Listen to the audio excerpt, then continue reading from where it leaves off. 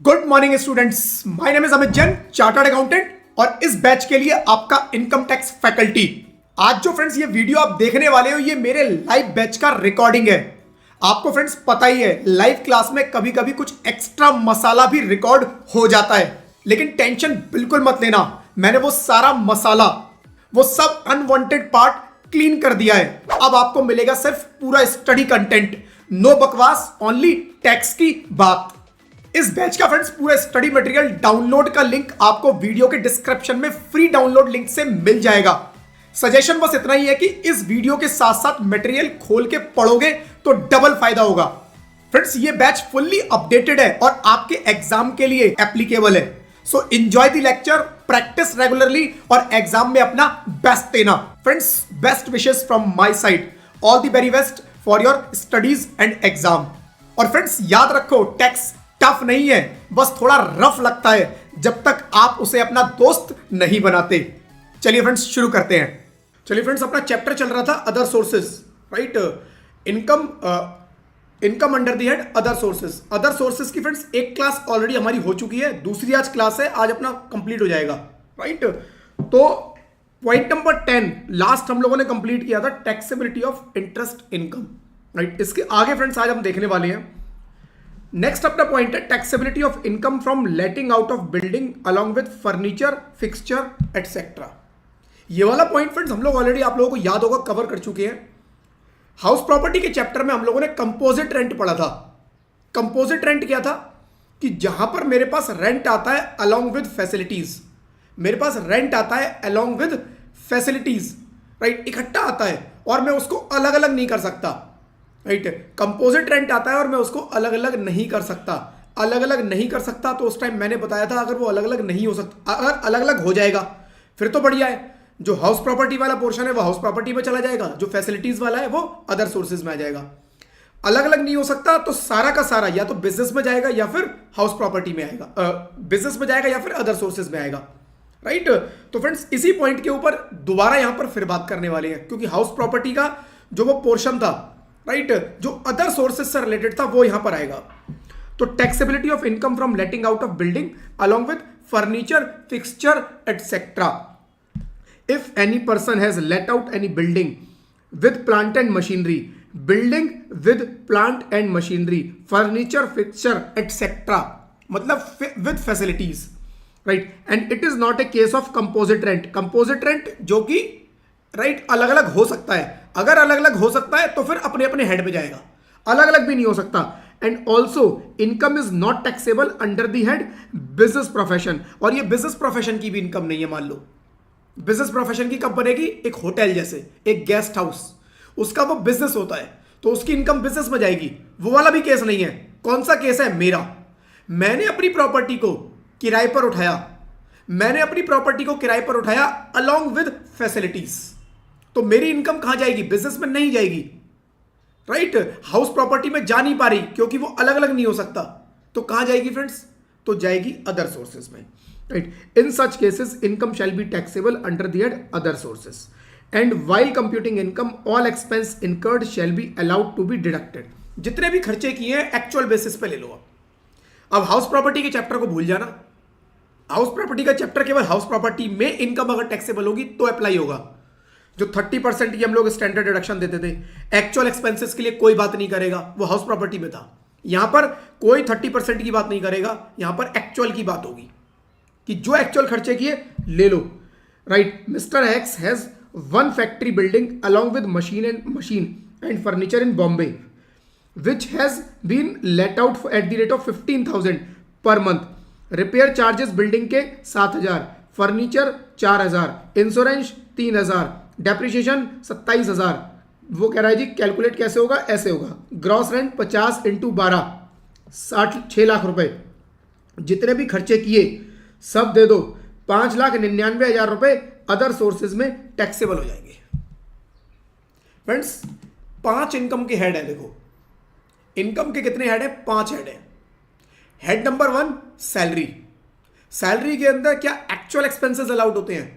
वहां पर फ्रेंड्स हर जगह आपको देखने को मिलेगा जब सैलरी का चैप्टर आएगा कि वहां पर एक कैलकुलेशन का मेथड है। वहां एक्चुअल की बात नहीं करते, वहां मेथड है, स्टैंडर्ड बताया हुआ है कि ऐसे कैलकुलेशन होगी, राइट। हाउस प्रॉपर्टी के चैप्टर में, सेकंड चैप्टर, वो ऑलरेडी हम कर चुके हैं। वहां पर क्या एक्चुअल एक्सपेंसेस मिलते हैं? नहीं, वहां पर स्टैंडर्ड है, राइट। 24A, सेक्शन 24A बोलता है कि 30% आपको मिलेगा, राइट, 30% ऑफ NAV। 24B, जो भी आपने लोन पर इंटरेस्ट पे किया उसकी आप डिडक्शन ले लो, राइट। तो वहां पर भी सारे खर्चे एक्चुअल बेसिस पर नहीं मिलते। तीसरा हेड आता है अपना बिजनेस प्रोफेशन। बिजनेस प्रोफेशन पहला एक चैप्टर है जिसके अंदर फ्रेंड्स आपको सारे खर्चे एक्चुअल बेसिस पर मिलेंगे, कुछ खर्चे छोड़कर छोटे मोटे सारे खर्चे एक्चुअल बेसिस पर। तीसरा कैपिटल गेन, वहां पर कुछ एक्चुअल नहीं मिलता, वहां पर क्या मिलेगा? वहां पर भी आपको स्टैंडर्ड है, तरीका बताया है कि ऐसे कैलकुलेशन होगी, इतना मिलेगा। और chapter number 5 other sources, other sources में भी फ्रेंड्स आपको खर्चे एक्चुअल बेसिस पर मिलेंगे। तो दो चैप्टर जहां पर खर्चे आपको एक्चुअल बेसिस पर मिलेंगे, दो खर्चे जहां पर दो चैप्टर जहां पर खर्चे आपको एक्चुअल बेसिस पर मिलेंगे। Number 1 business profession, number 2 other sources. और जहां पर भी फ्रेंड्स खर्चे एक्चुअल बेसिस पर अलाउड होते हैं वहां पर आपको याद रखना बुक्स मेंटेन करना मैंडेटरी होता है। मैंडेटरी मतलब अगर आप उस कैटेगरी में फॉल कर जाते हो तो वहां पर आपको बुक्स मैंडेटरीली मेंटेन करनी पड़ेंगी। तो अगर मेरी इनकम सैलरी से है, जितनी मर्जी इनकम है, मेरे को कोई बुक्स मेंटेन नहीं कर रही। मेरी income under the head house property है, जितनी मर्जी इनकम है, जितनी मर्जी मेरी टर्नओवर हो जाए, मतलब जितने मर्जी मेरा रेंट आ जाए, मेरे को कोई भी बुक्स मेंटेन करने की जरूरत नहीं है। कितना भी कैपिटल गेन हो जाए कोई बुक्स मेंटेन नहीं करनी। लेकिन बिजनेस के अंदर लिमिट है, राइट, आपको बुक्स मेंटेन करनी है। अदर सोर्सेज में आपको बुक्स मेंटेन करनी है। तो जहां पर भी एक्चुअल खर्चा हमारा आएगा वहां पर आपको बुक्स मेंटेन करनी पड़ेगी। और अगला पॉइंट वही है, books of account, section 145, right. एक सेकंड, एक क्वेरी है अरविंद की। अरविंद अगर टॉपिक से रिलेटेड होगी तो अभी आंसर करूंगा, वरना लास्ट में। अरविंद ये क्वेरी बाद में देखूंगा आपकी, लास्ट में, ठीक है ना।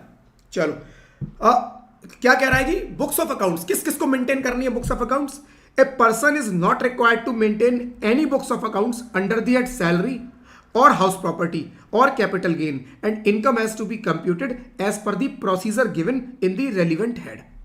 उनके हेड में प्रोसीजर दे रखा है, कह रहा है वैसे कैलकुलेट कर लो, इसलिए कोई बुक्स की जरूरत ही नहीं। Books of accounts are required under the head business profession and under the head other sources. इन दो हेड में friends books of accounts maintain करना है, क्योंकि इन दो हेड में आपको एक्चुअल खर्चे मिल रहे हैं। और जहां भी एक्चुअल खर्चे मिलेंगे वहां आप क्या करोगे? बुक्स मेंटेन करोगे, हिसाब किताब। क्योंकि कभी भी आपसे अथॉरिटी मांग सकती है, जी बताओ इसका हिसाब, तो बुक्स होनी चाहिए, right. An SSE has the option to maintain books of accounts either on the basis of mercantile system of accounting or cash basis. I think ये दोनों आपको पता होंगे, मैं एज्यूम कर रहा हूं पता होंगे, ब्रीफ में बता देता हूं। मर्केंटाइल मतलब एक्रूअल बेसिस में, मैंने पेमेंट किया चाहे नहीं किया, मैंने चाहे पेमेंट नहीं भी किया तब भी मुझे खर्चा क्लेम करने को मिल जाएगा। जैसे कि राइट, जैसे कि रेंट की पेमेंट मैंने अपने लैंडलॉर्ड को, राइट, बिजनेस के लिए मैंने एक प्रॉपर्टी किराए पर ली, दुकान चला रहा हूं, वहां पर उसका किराया मैंने अभी पे नहीं किया है। 31 मार्च का किराया मैं अप्रैल में पे करूंगा, लेकिन 31 मार्च का खर्चा 31 मार्च में ही क्लेम कर लूंगा, राइट।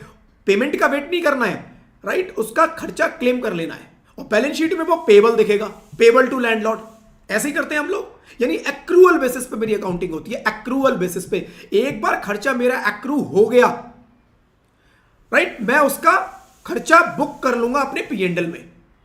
और जब हम बात करते हैं कैश बेसिस, कैश बेसिस का मतलब क्या होता है? जब तक कि कैश का रोकड़ा लेन देन नहीं हो जाएगा मैं बुक्स मेंटेन नहीं करूंगा, मतलब खर्चा बुक नहीं करूंगा। अगर मैं कैश बेसिस ऑफ अकाउंटिंग कर रहा हूं, मैंने मार्च के रेंट की पेमेंट अप्रैल में की, तो मैं खर्चा अप्रैल में ही बुक करूंगा, राइट, खर्चा अप्रैल में ही बुक करूंगा। तो आप इन दोनों में से कुछ भी चूज कर सकते हैं अपने हिसाब से, लेकिन जो एक बार चूज कर लिया वो चेंज नहीं करना है। एक बार आपको डिसाइड करना है कि जी आपको क्या करना है, राइट, एक बार आपको डिसाइड करना है कि आपको क्या करना है। और एक बार आपने डिसाइड कर लिया, राइट, तो उसके बाद वो कंसिस्टेंटली वही मेथड चलता रहेगा। पायल की क्वेरी है, आई have doubt in residential status rebate is not.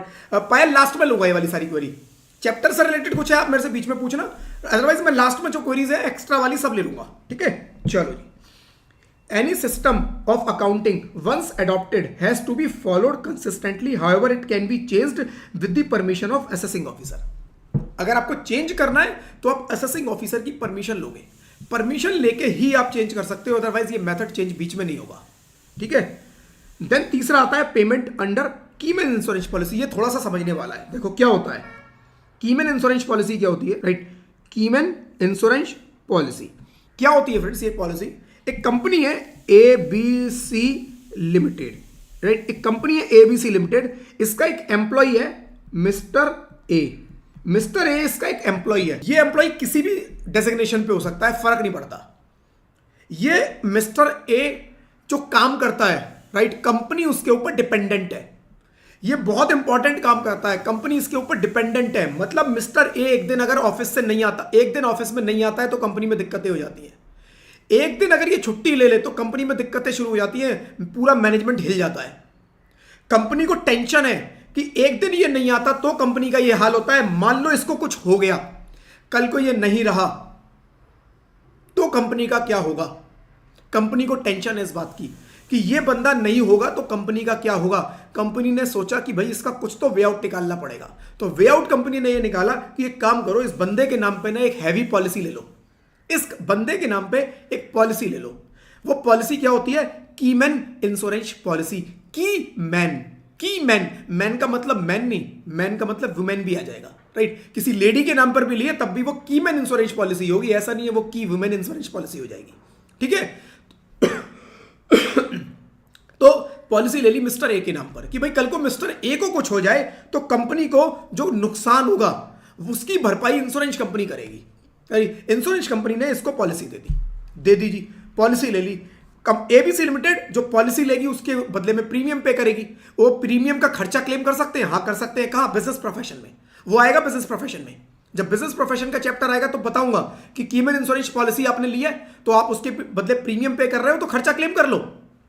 लेकिन अदर सोर्सेज में कौन सा पोर्शन आएगा समझते हैं। ये चैप्टर 3 जगह बटेगा। ये एक पॉइंट 3 जगह देखने को मिलेगा। एक आपको अदर सोर्सेज में अभी मिला, बिजनेस में आएगा, सैलरी में भी आएगा। सैलरी में कैसे आएगा अभी दिखाता हूं, पूरा चेन दिखाऊंगा, राइट। तो पॉलिसी ले ली, कल को मान लो ये पॉलिसी मैच्योर हो जाती है। मिस्टर ए को कुछ नहीं हुआ, पॉलिसी मैच्योर हो गई और उस पॉलिसी के अंदर कंडीशन थी कि एक सर्टेन टाइम के बाद आपको इतने की पेमेंट होगी, राइट। तो कंपनी क्या करती है, राइट, जो इंश्योरेंस कंपनी है, ये इंश्योरेंस कंपनी क्या करेगी? कुछ पेमेंट करेगी। कंपनी को अगर पेमेंट करेगी तो ये कंपनी की बिजनेस इनकम बन जाएगी। किसकी? ABC लिमिटेड की बिजनेस इनकम। तो अगेन ये बिजनेस के चैप्टर में आएगा। लेकिन इसके अंदर एक क्लॉज था कि मैच्योरिटी के बाद जब पेमेंट होगी तो कुछ पेमेंट मिस्टर ए को भी होगी, कुछ पेमेंट मिस्टर ए को भी होगी, राइट। मिस्टर ए को भी पेमेंट होगी। अब मिस्टर ए इसका ABC लिमिटेड का एम्प्लॉय है। एम्प्लॉय को कुछ भी पेमेंट हो ड्यू टू एम्प्लॉयमेंट, एम्प्लॉय को कुछ भी पेमेंट हो ड्यू टू एम्प्लॉयमेंट, सारी कहां चली जाती है? सैलरी में, राइट। तो मिस्टर ए को अगर कुछ पेमेंट हुई तो वो सैलरी में चली जाएगी। मिस्टर ए की सपोज फ्रेंड्स डेथ हो गई, मिस्टर ए की डेथ हो गई, पेमेंट जो कंपनी को हुई वो तो उसकी बिजनेस में जाएगी। मिस्टर ए को भी कुछ पेमेंट होनी थी डेथ के बाद, उसकी फैमिली को होनी थी, राइट। तो उसकी मिस्टर ए को ना होकर उसकी फैमिली को पेमेंट हुई, तो जो ये फैमिली को पेमेंट होगी कीमैन इंश्योरेंस पॉलिसी की, ये इनकम आएगी friends other source, right. Clear है? अदर सोर्सेस में तो इस पॉलिसी के फ्रेंड्स 3 लेग हैं। 3 लेग, एक बिजनेस में जाता है, सैलरी में भी जाता है और अदर सोर्सेज में भी जाता है। तो इस पॉलिसी से अगर कुछ पेमेंट इस कंपनी को होती है जिसका बिजनेस है, जिसने ये पॉलिसी ली, उसकी बिजनेस इनकम, जिसके लिए पॉलिसी ली उसको कुछ पेमेंट हुई तो उसकी सैलरी से इनकम, उसको पेमेंट नहीं हुई किसी और कोई फैमिली को हुई तो ये उसकी अदर सोर्सेज से इनकम। अदर सोर्सेज में यही नहीं आएगा और भी आएगा, बताता हूं क्या। मान लो मिस्टर ए की जगह कोई थर्ड पर्सन था जिसके ऊपर कंपनी के काम डिपेंडेंट थे। ये मिस्टर ए एम्प्लॉय नहीं है, मिस्टर ए कोई थर्ड पर्सन है, कोई वेंडर है जिससे कुछ सप्लाई आती है। अगर इसको कुछ हो गया तो हमारी सप्लाई बंद हो जाएगी, कंपनी में प्रॉब्लम हो जाएगी और कोई वो सप्लाई दे नहीं सकता। कुछ सिनेरियो है। क्या होगा जी? कंपनी अगर ये मिस्टर ए को अब कुछ हो गया, मिस्टर ए को कुछ हुआ तो कौन सप्लाई करेगा? मिस्टर ए कंपनी का एम्प्लॉय नहीं है, राइट। तो ये पॉलिसी मिस्टर ए के नाम पे ले सकते हैं, यस। जरूरी नहीं है कीमैन इंश्योरेंस पॉलिसी एम्प्लॉय के नाम पे ली जाए, किसी थर्ड पर्सन के नाम पे भी ले सकते हैं। कंपनी ने थर्ड पर्सन मिस्टर ए के नाम पे पॉलिसी ले ली। अब मिस्टर ए को जो भी पेमेंट होगी वो भी अदर सोर्सेज में जाएगी, क्योंकि मिस्टर ए ABC लिमिटेड के एम्प्लॉय नहीं है, राइट। तो मिस्टर ए अगर ABC लिमिटेड के एम्प्लॉय होंगे तो मिस्टर ए को जो पेमेंट होगी डायरेक्टली मिस्टर ए को जीते जी जो पेमेंट होगी वो जाएगी सैलरी में। और अगर वो उसका एम्प्लॉय नहीं है तो वो कहां जाएगी? अदर सोर्सेज में। क्योंकि एम्प्लॉयर एम्प्लॉय रिलेशनशिप ही नहीं है, सैलरी बीच में आएगा ही नहीं फ्रेंड्स। सैलरी बीच में तभी आएगा जब एम्प्लॉयर एम्प्लॉय रिलेशनशिप एग्जिस्ट करते हो। ये सैलरी के चैप्टर में आप लोग देखोगे, right? There is no employer employ relationship, there is no salary, right? Other sources में ले जाओ, राइट? तो थर्ड पर्सन को कुछ पेमेंट होगी तो वो अदर सोर्सेज में जाएगी। वो थर्ड पर्सन डायरेक्टली वो खुद हो सकता है या उसकी फैमिली हो सकती है। कहां जाएगी? अदर सोर्सेज में। Other sources. एक सेकंड, ठीक है जी। तो कीमैन इंश्योरेंस पॉलिसी समझ गए, 3 लैग उसके समझ में आ गई।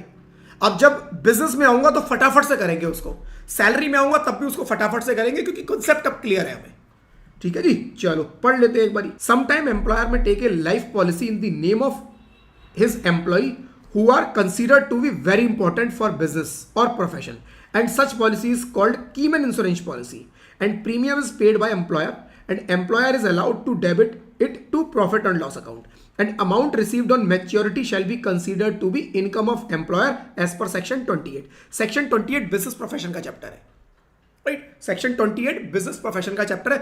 सेक्शन 27 तक हाउस प्रॉपर्टी, 28 to 44-45 तक जाता है आपका बिजनेस प्रोफेशन, ठीक है। चलो जी। If any payment has been received by employ,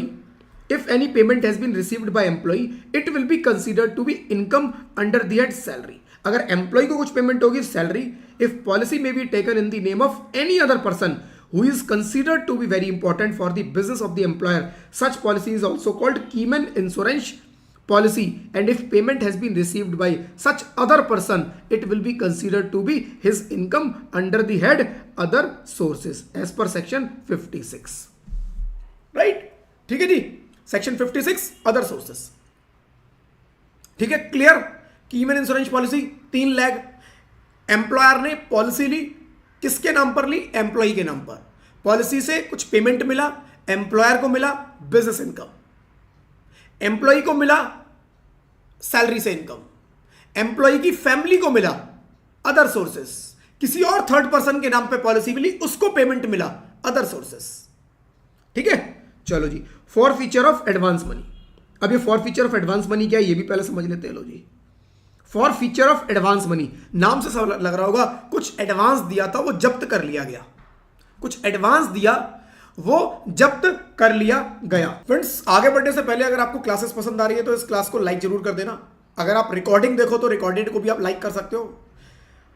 video को, चैनल को सब्सक्राइब भी कर देना अगर आपने ऑलरेडी सब्सक्राइब नहीं किया है। नोटिफिकेशन बेल पर जरूर क्लिक करना सो दैट फ्यूचर के जो वीडियोस या फ्यूचर के जो लाइव आएंगे उनके नोटिफिकेशन भी आप लोगों तक पहुंच पाए। और जो भी फ्रेंड्स आपके फ्रेंड्स इंटरेस्टेड हैं इन क्लासेस में, फ्री क्लासेस में, उनको भी आप ये क्लासेस रेफर कर सकते हो, राइट? तो चलो जी, अब आया for feature of advance money. For feature of advance money क्या होता है फ्रेंड्स? देखो बताता हूं। एक है मिस्टर ए, इनके पास एक प्लॉट है, मिस्टर ए के पास एक प्लॉट है। एक है मिस्टर बी, इनको एक प्लॉट खरीदना है। मिस्टर ए के पास एक प्लॉट है, ये मिस्टर बी को ये प्लॉट खरीदना है। मिस्टर ए और मिस्टर बी की डील होती है जी। क्या डील होती है? वो कहते हैं जी देखो, मिस्टर ए कहता है मैं तुझे प्लॉट बेचूंगा। प्लॉट की कीमत उसने बोला जी 1 करोड़। 1 करोड़। मिस्टर बी राजी हो गए, कहते हैं जी मैं 1 करोड़ में तेरा प्लॉट खरीदूंगा। उसने उसको 10 लाख रुपए एडवांस दे दिया। ये 10 लाख रुपए उसको एडवांस दे दिया। कहते हैं एडवांस, क्योंकि आपने देखा होगा आपके फैमिली में भी अगर कभी किसी घर की या जगह की डील होती है तो जब टेबल पे बैठती है दोनों पार्टी आमने सामने तो वो क्या करते हैं? नेगोशिएट करने की कोशिश करते हैं। नेगोशिएशन हो जाता है, या तो कुछ नहीं होगा, दोनों पार्टी उठ के चली जाएंगी, या नेगोशिएशन हो गया, बात पक्की हो गई। तो ऐसा नहीं है कि चलो मैं कल तुम्हें पेमेंट करूंगा। कल अगर आप बोल के उठे तो फिर समझ लो वो डील खत्म। डील अगर पक्की मतलब आप एडवांस देके उठोगे। एडवांस देना है आपको कुछ ना कुछ। एडवांस का मतलब होता है डील पक्की। अब मिस्टर ए कहीं और इस प्लॉट को बात ही नहीं करेंगे, कहीं और बेच ही नहीं सकते, राइट? तो मिस्टर बी टेबल पे 10 लाख रुपए मिस्टर ए को पकड़ा के चले गए कि जी ये प्लॉट मेरा हो गई जी। डील का टाइम रखा गया 6 मंथ्स का कि 6 महीने में अब हम इसकी रजिस्ट्री करवाएंगे, राइट? 6 महीने में रजिस्ट्री करवाएंगे, ठीक है जी। मिस्टर बी 10 लाख रुपए मिस्टर ए को दे रखे हैं। मिस्टर ए ने 10 लाख रुपए लेके बैठे हुए हैं और मिस्टर बी ने 10 लाख की पेमेंट कर दी है, राइट? 6 महीने का टाइम है। मिस्टर बी के पास 90 लाख रुपए और अरेंज करना है और रजिस्ट्री करवानी है। अब देखना सिचुएशन चेंज हुई। सिचुएशन क्या चेंज हुई? मार्केट में थोड़ा उतार चढ़ाव आया। कुछ बजट में चेंजेस आ गए, कुछ गवर्नमेंट की ऐसी पॉलिसीज आ गई कि इस प्रॉपर्टी का जो वैल्यू थी वो डाउन मार गई। कितनी डाउन मार गई? 30%। होता है ऐसा 3-4 महीने में, कई बार गवर्नमेंट की ऐसी पॉलिसी आ जाती है फ्रेंड्स कि प्रॉपर्टी के रेट डिप कर जाते हैं, राइट। तो ये 1 करोड़ की जो प्रॉपर्टी थी वो रह गई 70 लाख की। 1 करोड़ की प्रॉपर्टी रह गई 70 लाख की। अब मिस्टर बी 6 महीने बाद इसको इस प्लॉट की रजिस्ट्री करवानी है, इसको नजर आ रहा है मार्केट से खरीदूंगा तो 70 लाख का मिलेगा, इससे खरीदूंगा तो इसको 90 लाख की और पेमेंट करनी है। मिस्टर बी क्या करे? अब बताता हूं थोड़ा और।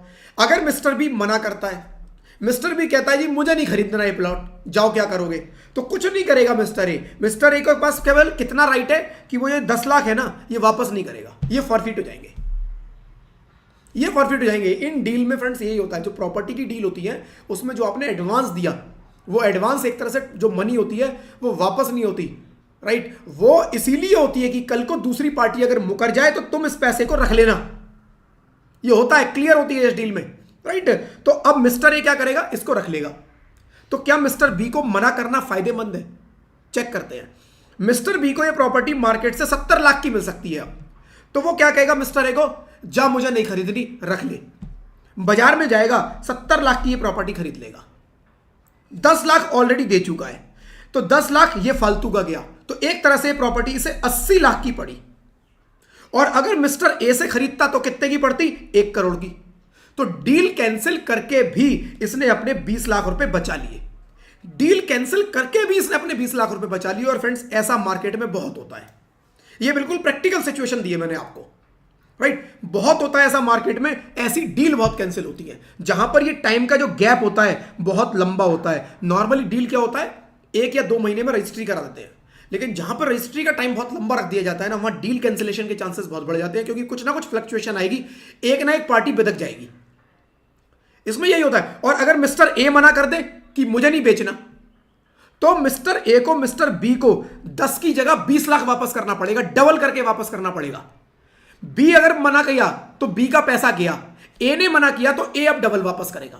अभी हम जो बात कर रहे हैं वो हम बी की बात कर रहे हैं कि बी ने मना किया है और ए ने इस मनी को फॉरफिट कर लिया, जब्त कर लिया। तो इस मनी का क्या होगा, इस पैसे का क्या होगा? ये पैसा अदर सोर्सेज में उसकी इनकम बनेगा, बस खत्म का, राइट। तो एडवांस मनी फॉरफिट कैसे होती है, सिचुएशन मैंने आपको बता दी। ये सिचुएशंस होती है फ्रेंड्स जब एडवांस मनी फॉरफिट हो सकती है। If any person has entered to agreement to sell any capital asset and some advance money was received but buyer refused to purchase the capital asset and advance money was forfeited, in such cases amounts so forfeited shall be considered to be income under the head other sources। Example देख लेना, छोटा सा लिखा है, इससे बड़ा example मैंने अभी आपको बना के दिखा दिया, ठीक है। देन आता है set off and carry forward of loss arising under the head income from other sources. Set of और कैरी फॉरवर्ड होता क्या है फ्रेंड्स, थोड़ा सा समझो पहले। इनकम टैक्स में मोस्ट प्रोबेबली अपना अगला चैप्टर शायद वही है, मैं एक बार चेक करके बता दूंगा, अगला चैप्टर शायद वही आएगा। Set off and carry forward होता क्या है फ्रेंड्स, मान लो मेरे बिजनेस है, मेरा एक बिजनेस और मेरा एक दूसरा बिजनेस, राइट। Business 1 business 2। मेरे एक बिजनेस में मेरा 10 लाख का प्रॉफिट हो गया, दूसरे बिजनेस में मेरा 2 लाख का लॉस हो गया। तो क्या मैं इनको आपस में सेट ऑफ कर सकता हूं? Answer is yes. Set of कर लूं तो कितने की मेरी बिजनेस से इनकम आएगी? 8 लाख की। ये 2 लाख का लॉस और ये 10 लाख का प्रॉफिट, 8 लाख की मेरी income under the head business profession आएगी। इसमें तो कोई दिक्कत नहीं है, राइट। मेरा फ्रेंड्स लॉस हो गया, राइट। मेरा बिजनेस में लॉस हो गया, कितने का? मेरा बिजनेस में लॉस हो गया जी, मेरा मान लो 10 लाख रुपए का बिजनेस में लॉस हो गया। मेरे पास कहीं और से इनकम है, जैसे मेरे पास अदर सोर्सेज में इनकम आ गई निकल के, राइट। अदर सोर्सेज में इनकम निकल के आ गई मेरी 20 लाख की। बिजनेस में मेरा लॉस हो गया, अदर सोर्सेज में मेरी इनकम निकल के आ गई 20 लाख की। तो क्या मैं बिजनेस लॉस को अदर सोर्सेज के इनकम से सेट ऑफ कर सकता हूं? आंसर यस, कर लो। कितने का प्रॉफिट आएगा? 10 लाख का। अब नेट जो इनकम आएगी वो 10 लाख की आएगी, यानी कि ये लॉस इससे भी सेट ऑफ हो जाएगा, राइट। मेरा मान लो बिजनेस में लॉस आ गया 10 लाख का, मेरी सैलरी से इनकम, अदर सोर्सेज नहीं है, मेरी सैलरी से इनकम 20 लाख की है। तो क्या मैं इनको सेट ऑफ कर सकता हूं? आंसर इज नो, ये सेट ऑफ नहीं होगा, ये सेट ऑफ नहीं होगा, राइट। तो इस 10 लाख के लॉस का क्या होगा? वो कह रहा है कोई बात नहीं, आगे कैरी फॉरवर्ड कर लो, अगले साल कर लेना सेट ऑफ, फिर भी ना हो उससे अगले साल कर लेना, फिर भी ना हो उससे अगले साल कर लेना। 8 साल तक हम आपको मौका देंगे इस लॉस को, इस बिजनेस के लॉस को आप सेट ऑफ कर लो बिजनेस के इनकम से, आगे कभी फ्यूचर में आए। 8 साल के बाद ये भी खत्म।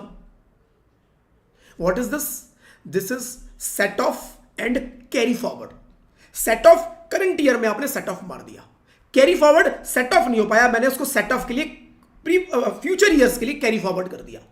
तो इसके फ्रेंड्स प्रॉपर रूल है, प्रॉपर इसके सेक्शन आएंगे, प्रॉपर इसका पूरा एक चैप्टर है set off and carry forward का, जिसके अंदर सारे हेड्स का मैं बताऊंगा आपको कि कौन कौन से हेड किससे सेट ऑफ हो सकते हैं, किससे नहीं हो सकते, राइट? कितने साल तक उसको कैरी फॉरवर्ड कर सकते हैं, सब उसके अंदर देखेंगे। बट अभी अदर सोर्सेज के चैप्टर में अदर सोर्सेज का आ गया है, बट ये रिपीट होगा set off and carry forward में दोबारा से, ठीक है? तो as per section 70, if there is loss in one source under the head other source, other sources में मल्टीपल हेड हो सकते हैं।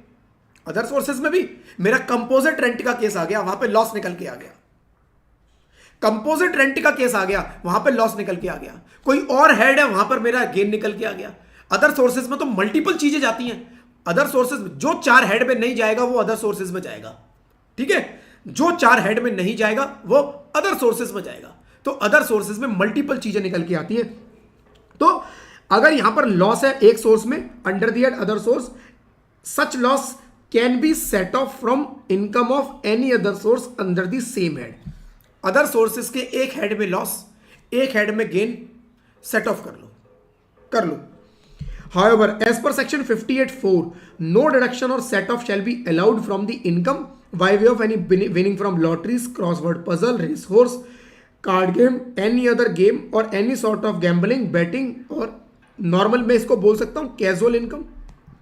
कैजुअल इनकम ऑलरेडी हम लोग पढ़ चुके हैं एज पर सेक्शन 58(4) ऑलरेडी आ चुका है फ्रेंड्स कि यहां पर आपको कोई सेट ऑफ नहीं मिलेगा, कोई खर्चे नहीं मिलेंगे, यहां जितना आया सब टैक्सेबल 30% पे, ठीक है? As per section 71, if loss can not be set off under the same head, it can be set off from the income of other head. उसको अगर सेट ऑफ नहीं हो पाया तो आप वो कह रहा है अदर हेड से सेट ऑफ कर लो, अदर हेड से सेट ऑफ कर लो, कोई दिक्कत नहीं है। लेकिन अगर अदर हेड से भी सेट ऑफ नहीं हो पाया, if the loss can not be set of even from the income of other heads, it's carry forward is not allowed. Other sources का जो लॉस है वो कैरी फॉरवर्ड नहीं होगा।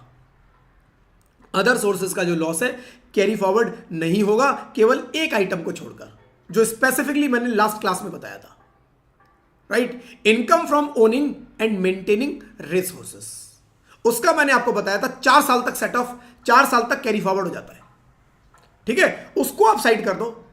जितनी भी इनकम अदर सोर्सेज में आएंगी सबकी सब, राइट? आप क्या कर सकते हो, या तो with in head other sources में ही एक आइटम की दूसरे आइटम से सेट ऑफ कर लो, कोई दिक्कत नहीं हो पाए दूसरे हेड से भी कर लो, फिर भी नहीं हो पाया तो कैरी फॉरवर्ड अलाउड नहीं है, ठीक है जी? चलो एग्जांपल देख लेते हैं। Mister X has loss under the head income other sources 2 lakh and income under the head, right, other sources 5 lakh in other head. In this case loss is allowed to be set off, right? एक head में 2 लाख का loss था, दूसरे head में 2 लाख का 5 लाख का profit था, with in other source. कह रहा है सेट ऑफ कर लो, जो इनकम बनेगी 5 - 2 3 लाख रुपए की बनेगी। Mister X has loss under the head other source 2 lakh and income under the head house property 5 lakh. कह रहा है ये भी सेट ऑफ कर लो, हाउस प्रॉपर्टी में 5 लाख का प्रॉफिट, अदर सोर्सेज में 2 लाख का लॉस। कह रहा है ये भी कर लो, इनकम आएगी 3 lakh, right? Gross total income 3 lakh. Mister X has loss under the head other sources 2 lakh and income from owning and maintaining resources 5 lakh. In this case loss is allowed to be set off. वो कह रहा है loss allowed हो जाएगा। देखो यहां पे एक चीज देखना, income from owning and maintaining resources, income from owning and maintaining resources में मैंने आपको एक चीज बताई थी, अब याद करना जरा, देखो कंफ्यूजन होगा यहां पर थोड़ा सा आपको। किसी पर्सन का income from owning and maintaining resources है, ओनिंग एंड मेंटेनिंग रिसोर्सेज क्या था? देखो वो रेस कोर्स खोल देता हूं जो कल बनाया था, ये रेस कोर्स याद होगा कल आप लोगों ने बनाया था, राइट? इस रेस कोर्स में 3 पार्टी थी। पार्टी नंबर 1 जिसका वो रेस कोर्स है, जिसका वो ग्राउंड है, जो वो कंडक्ट करवा रहा है, ऑर्गेनाइजर है, इसकी इनकम मैंने क्या बोला था? बिजनेस प्रोफेशन में जाएगी।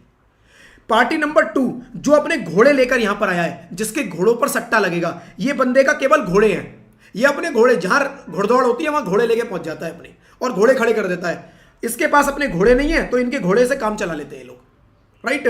तो इसकी जो इनकम जाएगी वो कहां जाएगी फ्रेंड्स, मैंने बताया था वो इनकम आपकी कहां जाएगी, वो इनकम जाएगी आपकी अदर सोर्सेज में, राइट, अदर सोर्सेज में। और अगर आपकी फ्रेंड्स ये इनकम जो है, राइट, जो स्पेक्टेटर है, जो देखने आए हैं, जो सट्टा लगाएंगे अब इसके ऊपर और सट्टा लगा के पैसा कमाएंगे, उनकी इनकम कहां जाएगी, अदर सोर्सेज में, कैजुअल इनकम, कैजुअल इनकम। ये मैंने परसों की क्लास में फ्रेंड्स आपको बताया था, राइट। तो इसकी फ्रेंड्स जो है इनकम अदर सोर्सेज में जा रही है। इसके लिए हमने पढ़ा था कि इस इनकम को अगर आपकी एक इनकम दूसरी इनकम, मतलब घोड़े दौड़ाने, आपके घोड़ों का एक बिजनेस और दूसरा दो दूसरे बिजनेस, एक में प्रॉफिट एक में लॉस, सेट ऑफ हो जाएगा, बट किसी दूसरे से आप सेट ऑफ नहीं करोगे, इसको आप किसी दूसरे से सेट ऑफ नहीं करोगे। अगर income from owning and maintaining से आपको कुछ लॉस हो गया, आप किसी दूसरे से सेट ऑफ नहीं करोगे, आपस में दो income from owning and maintaining resource के आपके बिजनेस है दो, तो उन दोनों को आपस में कर लो, बट किसी और से नहीं करोगे, विद इन हेड भी किसी और से नहीं करोगे। लेकिन किसी और को इससे कर सकते हो, मैंने ऐसा तो मना नहीं किया था। मैंने क्या बोला था कि इसके लॉस को किसी इनकम से सेट ऑफ नहीं करोगे, मैंने ऐसा बोला था। लेकिन मैंने ऐसा नहीं बोला किसी और के लॉस को इसकी इनकम से सेट ऑफ नहीं करोगे। मतलब क्या हुआ, अगर यहां पर लॉस है, owning and maintaining race horses से मेरा लॉस है, तो वो किसी और से सेट ऑफ नहीं होगा, लेकिन कोई और लॉस इसके इनकम से सेट ऑफ हो जाएगा। दोनों के डिफरेंस को समझना फ्रेंड्स, इसमें कंफ्यूजन नहीं। मेरा लॉस आया income from owning and maintaining race horses से, मैं किसी और से सेट ऑफ कर सकता हूं, आंसर इज नो। किसी और में लॉस आया, income from owning and maintaining race horses में मेरा गेन आ गया, प्रॉफिट आ गया, तो कोई और लॉस इससे सेट ऑफ कर सकता हूं, आंसर इज यस। वही लिखा हुआ है, वही लिखा हुआ है, देखो यहां पर, राइट, कि राइट वही लिखा हुआ है, mister X has loss under the head other sources 2 lakh, right, या थर्ड पॉइंट में mister X has loss under the head other sources 2 lakh and income from owning and maintaining resources 5 lakh. Owning and maintaining resources में 5 लाख का income आ गई, right. किसी दूसरे other sources में head में 2 लाख का लॉस हो गया, तो इस लॉस को इससे सेट ऑफ मैं कर सकता हूं। In this case loss is allowed to be set off. ठीक है जी, क्लियर है ये पॉइंट, राइट। तो यहां पर भी फ्रेंड्स कितना मेरी इनकम आएगी, 5 - 2 3 लाख रुपए की इनकम बनेगी। Mister X has loss under the other sources 2 lakh but do not have income under any other head, किसी और हेड में कोई इनकम ही नहीं है। इन this case carry forward of loss is not allowed, not allowed. ठीक है, clear point. चलो जी, अब income of closely held company, income of closely held company by issue of shares, bye issue of shares, closely held company by issue of shares, right. देखो जी, क्या एक closely held company friends, मैंने last class में बताया था कौन सी होती है, डिविडेंड के केस में हमने पढ़ा था closely held company, section 222E, closely held company, right. Closely held company अपने किसी शेयर होल्डर को लोन दे देती है या उसके बिहाफ पे किसी और को लोन दे देती है, तो वो डिविडेंड बना दिया था हमने, क्लोजली हेल्ड कंपनी पढ़ा था वहां पर हमने, राइट। तो क्लोजली हेल्ड कंपनी फ्रेंड्स क्या है, एक ऐसी कंपनी जो बहुत थोड़े से मुट्ठी भर क्लोज्ड लोगों से मैनेज होती है, थोड़े बहुत लोग हैं वो उसको मिलकर मैनेज करते हैं, राइट। क्लोजली हेल्ड कंपनी एक ABC limited closely held company है, right, closely held company CHC, closely held company है। ये क्या करती है, ये शेयर इशू करती है, शेयर इशू करती है मिस्टर ए को, मिस्टर ए को शेयर इशू करती है, कितने, 1 लाख, 1 लाख शेयर इशू करती है। कितने प्राइस पे करती है, 50 रुपए के हिसाब से, कितने के हो गए, 50 लाख के, राइट, 50 रुपीज ईच, 50 लाख रुपए के शेयर इशू कर देती है। कोई दिक्कत लग रही है इसके अंदर, भाई मैंने 1 लाख शेयर इसको इशू किए, 50 लाख रुपया कंपनी ने इससे ले लिया, 50 लाख यहां आ गया, 1 लाख शेयर इसके पास चले गए। अब प्रॉब्लम समझना, इनकम टैक्स अथॉरिटी ने इस ट्रांजैक्शन को देखा, उन्होंने कहा अच्छा शेयर इशू किए हैं, हाँ, उन्होंने पूछा ये 50 लाख कहां से आए, तुम्हारी इनकम है, कहते हैं जी इनकम नहीं है, ये तो 50 लाख हमने शेयर इशू किए हैं मिस्टर ए को, उसके बदले में आए हैं, हमारी इनकम थोड़ी ना है। उसने कहा अच्छा ठीक है चेक कराओ जरा। एक बात बताओ, इस 1 लाख रुपए शेयर की फेस वैल्यू क्या है? फेस वैल्यू आपको पता ही होगा, फेस वैल्यू जो शेयर का प्राइस है, book price, right? Face value, book value नहीं, जिस वैल्यू पर, राइट, वो शेयर काउंट होगा, फेस वैल्यू क्या है जी? उसने कहा 10 रुपए है, 10 रुपए का शेयर है, कोई दिक्कत नहीं। प्रीमियम पे शेयर इशू होते हैं, यस होते हैं। हो सकता है आपने प्रीमियम पे किया हो कि भाई आपकी वैल्यू बहुत ज्यादा है, तो 10 रुपए का शेयर आपने 50 रुपए का कर दिया हो। आपने देखा होगा आईपीओ आते हैं, 10 रुपए फेस वैल्यू का शेयर 100 रुपए में इशू हो रहा है, तो 90 रुपए क्या है उसमें? प्रीमियम। वो प्रीमियम क्या है? कंपनी की वैल्यू, जो कंपनी के प्रॉफिट्स है, मोटा मोटा अगर आप समझो, जो कंपनी के एक्स्ट्रा प्रॉफिट्स पड़े हैं, उसके नाम का वो प्रीमियम मांग रही है आपसे। यही तो होता है। तो हो सकता है, ठीक है, आपने 10 रुपए का शेयर 50 रुपए में इशू किया, 40 रुपए का हो सकता है आपने प्रीमियम लिया हो। अच्छा, इसकी मार्केट वैल्यू और बताओ जरा क्या है? उसने कहा मार्केट वैल्यू 12 रुपए। अब देखो बात समझ में आएगी। एक शेयर की फेस वैल्यू 10 रुपए है, मार्केट वैल्यू 12 रुपए है। मिस्टर ए को पागल कुत्ते ने काटा है कि वो शेयर को 50 रुपए में खरीद रहा है। भाई ज्यादा से ज्यादा तुम 12 रुपए में 12 लाख में इशू कर देते, ज्यादा से ज्यादा 12 लाख में। ये 38 लाख रुपया फालतू कैसे ले लिया तुमने? ये बता दो बस, ये 38 लाख किस चीज का है? ये मिस्टर ए ने तुम्हें दे कैसे दिया? मिस्टर ए किस खुशी में ये पैसा बांट रहे हैं? मिस्टर ए के पास फालतू पैसा आ रहा है, मिस्टर ए को कोई इंजेक्शन लगाया गया है, या मिस्टर ए के शरीर में कोई ऐसी बीमारी हो गई कि वो फालतू में पैसा बांटना शुरू कर दिया? क्या हुआ ऐसा, राइट? तो फ्रेंड्स, स्टोरी इसके पीछे की ये थी कि मिस्टर ए को इस कंपनी को कुछ पेमेंट करना होगा। मिस्टर ए को इस कंपनी को कुछ पेमेंट करना होगा 38 लाख रुपए का, 40 लाख रुपए का। मिस्टर ए को बोला जी कंपनी ने, देख अगर तू हमें पेमेंट करेगा, हमें इनकम दिखानी पड़ेगी। इनकम दिखाएंगे, 30% इसके ऊपर टैक्स जाएगा। क्लोजली हेल्ड कंपनी है ना, क्लोजली हेल्ड कंपनी में ये लोचे होते हैं, ये गड़बड़ हो जाती है, ये अपने हिसाब से कर लेते हैं चीजों को, राइट? तो एक काम कर, तुझे शेयर तो चाहिए ही थे 1 लाख, भाई 10 लाख के हम तेरे को वो शेयर इशू करते। तू एक काम कर, 10 लाख छोड़, तू वो 50 लाख के शेयर दिखाइयो, और ये जो 50 लाख की पेमेंट है ना, तू भी यही बोलियो कि मैंने शेयर के बदले की है, हम भी यही बोलेंगे कि शेयर का पैसा आया है। और जो शेयर कैपिटल आती है वो इनकम थोड़ी ना होती है, वो तो टैक्सेबल होती ही नहीं, वो तो शेयर कैपिटल है। अब टैक्स बचाने का देखो कितना जबरदस्त तरीका इन्होंने निकाला। गवर्नमेंट को ये बात समझ में आ गई, गवर्नमेंट ने सीधा सा एक रूल निकाल दिया। रूल क्या निकाला कि अगर आपने जो शेयर्स इशू किए हैं, अगर आपने जो शेयर्स इशू किए, किसने? क्लोजली हेल्ड कंपनी ने, और किसी ने नहीं, क्योंकि बाकी सबके ऊपर पता है, उनको कंट्रोल है, बाकी सब ऐसा कर ही नहीं पाएंगे, ये क्लोजली हेल्ड कंपनी करती है गड़बड़। तो क्लोजली हेल्ड कंपनी ने किसी भी पर्सन को कोई शेयर इशू किए हैं, और उस शेयर का जो प्राइस है 50 रुपए, ये मार्केट वैल्यू और फेयर वैल्यू इन दोनों से ही ज्यादा है। वो मार्केट वैल्यू और फेयर वैल्यू इन दोनों से ही ज्यादा है। तो उस केस में जो डिफरेंस होगा वो क्या बनेगा? जो डिफरेंस होगा वो इस कंपनी की इनकम बन जाएगी। बस इतना सा है। देखो लॉजिक समझ में आ गया, लॉजिकल है बिल्कुल प्रोविजन। गड़बड़ झोलझाल क्या हो रहा है, राइट? झोलझाल फ्रेंड्स ये चल रहा है कि एक कम वैल्यू के शेयर को ज्यादा वैल्यू में बेचा जा रहा है। ये बंदा क्यों खरीदेगा? इस बंदे के पास भी फ्रेंड्स कोई रीजन नहीं है खरीदने का, बस खरीद लिए इसने, राइट? कोई लॉजिक नहीं है, ना मार्केट वैल्यू ना फेस वैल्यू, फिर भाई क्यों खरीद लिया आपने, राइट? तो फ्रेंड्स इस केस में जो डिफरेंस होगा वो मेरा टैक्सेबल हो जाएगा एबीसी लिमिटेड के हाथ में, right? Under the head other sources. पढ़ लो जी।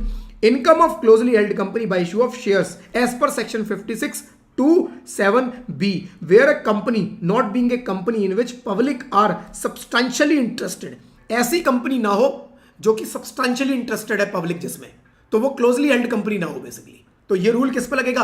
क्लोजली हेल्ड कंपनी पे। receive from any person any consideration for issue of shares that exceeds the face value of share, right, and market value of shares. In that case taxable amount shall be difference between the issue price and market price. issue price और market price, right, जो भी difference आएगा वो taxable हो जाएगा। तो मेरे example में फ्रेंड्स अगर आप लो, इशू प्राइस क्या है? 50 रुपए, मार्केट प्राइस क्या है? 12 रुपए। इशू प्राइस 50 रुपए, मार्केट प्राइस अगर इन दोनों से ज्यादा है, इन दोनों से ही ज्यादा होना चाहिए बस ये प्राइस, इससे भी ज्यादा हो और इससे भी ज्यादा हो, उस केस में आपको डिफरेंस निकालना है मार्केट वैल्यू और इशू प्राइस, इन दो का डिफरेंस निकालना है। तो डिफरेंस 50 - 12 38, 1 लाख शेयर थे, 38 लाख रुपए हो गया। ये 38 लाख रुपए इनकम बनेंगे इस एबीसी लिमिटेड की under the head other source. Example देख लेते हैं। फेस वैल्यू शेयर की 100 है, मार्केट वैल्यू 120 है, इश्यू प्राइस 150 है। क्या 150 100 से ज्यादा है? यस। 120 से ज्यादा? यस। दोनों से ज्यादा है तो मार्केट वैल्यू और इस 150 का डिफरेंस निकालो, 30 रुपए पर शेयर इनकम बन जाएगी। ठीक है। Face value 100, market value 80, issue price 95। क्या ये 95 100 से ज्यादा है? नो। मार्केट वैल्यू से ज्यादा है? यस। दोनों से ही ज्यादा होने चाहिए। एक से ज्यादा होगा काम नहीं चलेगा, एक से ज्यादा है कोई फर्क नहीं पड़ता, तो इसमें कुछ भी नहीं होगा। Right. In this case taxable amount shall be nil. Face value 100, market value 80, issue price 110 पर शेयर। इन दिस केस 110 100 से ज्यादा है? यस। 80 से ज्यादा है? यस। तो 80 और 110 इन दो का डिफरेंस जो हमेशा निकलेगा वो मार्केट वैल्यू और इश्यू प्राइस का निकलेगा, ये ध्यान रखना। तो 110 माइनस 80, 30 रुपए पर शेयर टैक्सेबल हो जाएगा। किसके? रिसीवर, कंपनी के हाथ में। देन आता है friends bond washing transaction. Bond washing transaction, bond washing transaction देखो जी क्या होता है बॉन्ड वॉशिंग ट्रांजैक्शन। एक है फ्रेंड्स मिस्टर ए, एक है मिस्टर ए, एक है friends mister A. Mister A के पास 5 करोड़ की एक एफडी है, 5 करोड़ की एक एफडी है। हर साल उसके ऊपर इंटरेस्ट आता है 10% के हिसाब से। कितना आएगा जी? 50 लाख रुपए। 50 लाख रुपए इंटरेस्ट आता है। राइट। ये छोटा कर दो अमाउंट बहुत बड़ा हो गया, अमाउंट थोड़ा छोटा कर देते हैं। 1 करोड़ की एफडी है, 1 करोड़ की एफडी है, 10% के हिसाब से 10 लाख रुपए का इंटरेस्ट आता है। ठीक है। चलो जी। इसका एक दोस्त है मिस्टर बी, ये कुछ नहीं करता, ये कुछ नहीं करता। राइट। ये कुछ नहीं करता, ये टाइम पास करता है बस, कोई इनकम का सोर्स नहीं है इसका। मिस्टर ए करोड़पति आदमी है, इसकी अर्निंग सारी की सारी 30% के स्लैब में। इसने सोचा यार ये 10 लाख रुपए की जो इनकम आएगी इस एफडी के ऊपर, ये भी 30% के हिसाब से 3 लाख रुपए का इस पर टैक्स लग जाएगा। बेचारा परेशान, क्या करूं। ये मिस्टर बी के पास गया, मिस्टर बी इसका खास दोस्त, और वो भी मिस्टर ए पैसे वाला और ये गरीब। तो ये मिस्टर ए की सारी बातें मान लेता है मिस्टर बी, क्योंकि मिस्टर बी को कभी हेल्प की जरूरत पड़ती है तो मिस्टर ए ही उसकी हेल्प करता है। मिस्टर ए ने बोला देख भाई तेरी आज मेरे को हेल्प की जरूरत पड़ी है, ये जो मेरी इनकम है 3 लाख रुपए, ये तू बचा सकता है।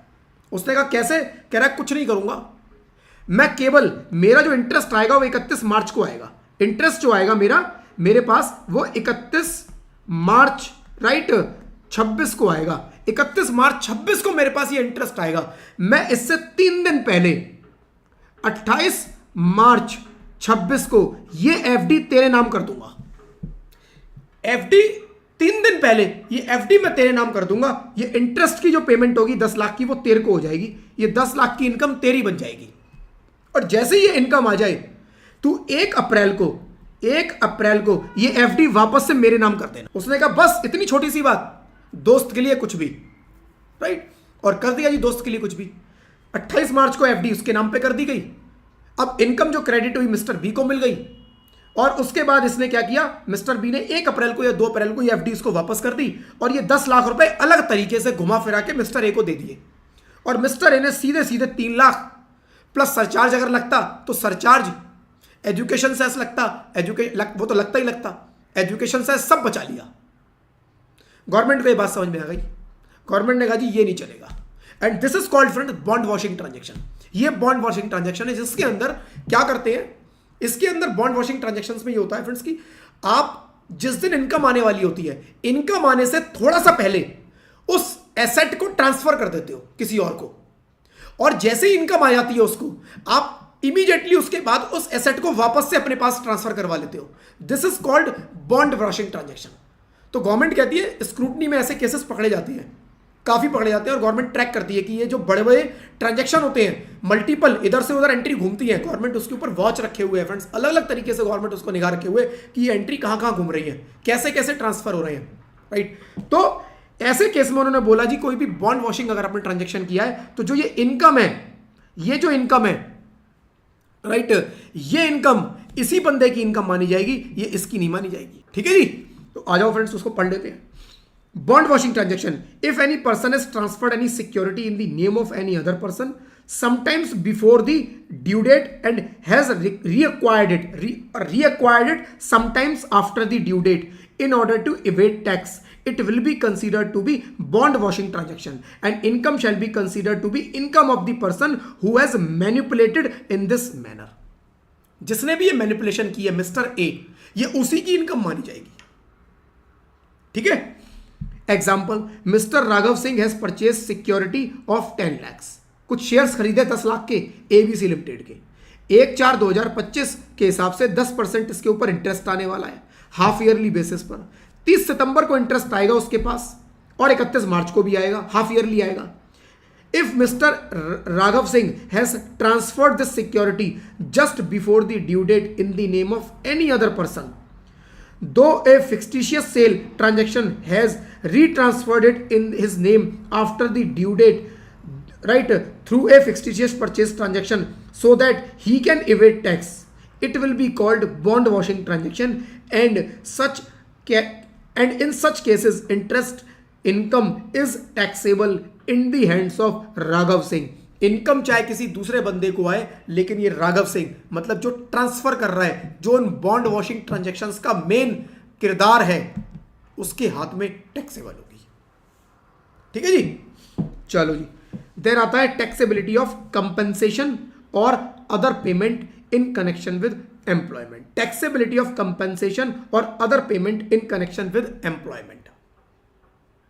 मैं जॉब करता हूं, मेरे को हायर किया गया कि जी टैक्सेशन का रोल है आपका, आप टैक्स मैनेजर हो, आप टैक्स का सारा काम देखोगे. मेरा बैकग्राउंड भी वही था कि मैं टैक्सेशन का काम देखूंगा.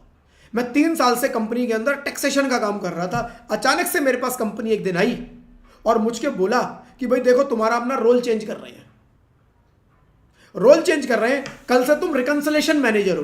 वो कहता है सर मेरा तो काम टैक्सेशन का है, मेरे तो एग्रीमेंट में लिखा हुआ है, मेरे जो टर्म्स ऑफ एम्प्लॉयमेंट है उसके अंदर लिखा हुआ है कि आप मेरे से टैक्सेशन का काम कराओगे. आप मेरे से करा ही नहीं सकते, आप ऐसे मेरे को ट्रांसफर नहीं कर सकते.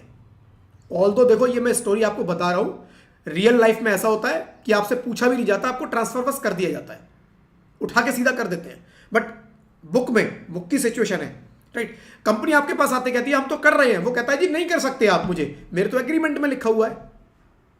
अब कंपनी क्या करे, वो बंदा हटने को तैयार नहीं है, वो कह रहा है मैं तो टैक्स मैनेजर रहूंगा, वो हम उसको रिकंसिलेशन मैनेजर बनाना चाह रहे हैं. कंपनी ने बोला अच्छा एक काम कर यार, हम तेरे को ना 10 लाख रुपए की पेमेंट करते हैं तेरा रोल चेंज करने के नाम की, तेरा जो टर्म्स ऑफ एम्प्लॉयमेंट है उसको चेंज कर देंगे, कोई दिक्कत नहीं, इसके बदले हम तेरे को 10 लाख रुपए देते हैं. अब उस बंदे की आंखों में चमक आ गई, कहता है अच्छा 10 लाख कर दो. पैसे के आगे किसकी चली, राइट. वो बंदा भी सरेंडर कर गया, 10 लाख रुपए लिए और रोल चेंज करा लिया. क्वेश्चन आता है ये 10 लाख कहां पे जाएंगे, तो ये अदर सोर्सेज में यहां पर आएंगे, राइट.